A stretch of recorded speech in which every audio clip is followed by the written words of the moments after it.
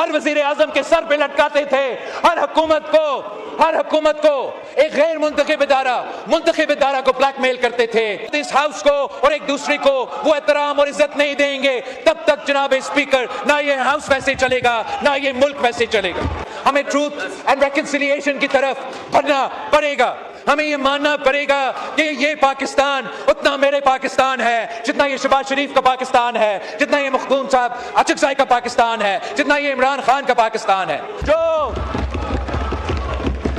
इन अदालतों के पास एक स्वॉर्ड ऑफ डेमोक्रेसी था, जो वो चार्टर ऑफ डेमोक्रेसी में आईनी अदालत बनाना हमारा वादा था, वहां मैं अपने इत्तेहादियों को याद दिलवाना चाहूंगा कि चार्टर ऑफ डेमोक्रेसी में दूसरे नुकात भी है जिसमें हमने आज तक अमल दरामद नहीं कर सके। मैं समझता हूं कि अगर पाकिस्तान ने सही सिमत पे चलना है, अगर हमने इन बहरानों से निकलना है, अगर हमने मुआशी बहरान का मुकाबला करना है, अगर हमने अंदरूनी दहशतगर्दी का मुकाबला करना है, अगर हमने बैरूनी ताकतों का मुकाबला करना है, तो हमने चार्टर ऑफ डेमोक्रेसी के बाकी जो शिकायतें हैं उन पे मुकम्मल तौर पे अमल दरामद करना पड़ेगा। बिस्मिल्लाहिर्रहमानिर्रहीम। अस्सलामु अलैकुम नाज़रीन। बिलावल भुट्टो ज़रदारी को जो है वो सदर बनाने की तैयारियां शुरू कर दी गई हैं।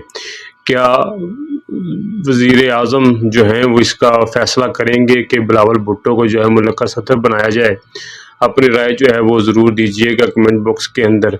और दूसरी बात यह है कि आखिर गरीब का बच्चा जो है वो मुल्क की भाग दौड़ क्यों नहीं संभाल सकता? एक गरीब का बच्चा जो है वो मिनिस्टर क्यों नहीं लग सकता? एक गरीब का बच्चा जो है वो आईजी क्यों नहीं लग सकता? आईजी का बेटा ही क्यों जो है वो बड़े ओहदों पे फाइज है, या कर्नल का बेटा जो है वो भी कर्नल है और जनरलों के बेटे जनरल हैं?